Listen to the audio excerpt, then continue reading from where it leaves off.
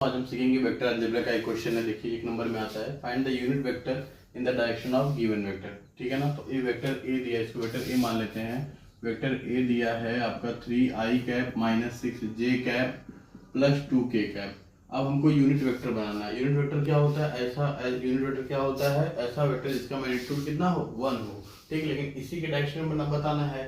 तो इस vector A का यूनिट वेक्टर क्या होगा? ए कैप बराबर vector A upon magnitude of A. आई बात समझ में?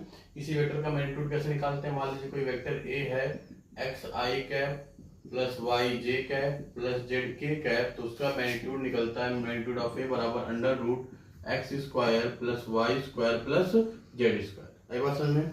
तो इस वेक्टर का मैं ए कैप क्या हो जाएगा? वेक्टर ए, तो वेक्टर ए उतार लीजिए 3i cap minus 6j cap plus 2k cap whole upon इस वेक्टर का मैग्नीट्यूड, तो क्या होगा? अंडर रूट 3 का स्क्वायर 9 प्लस माइनस 6 का स्क्वायर 36 प्लस 2 का स्क्वायर 4, तो कितना आ जाएगा आंसर?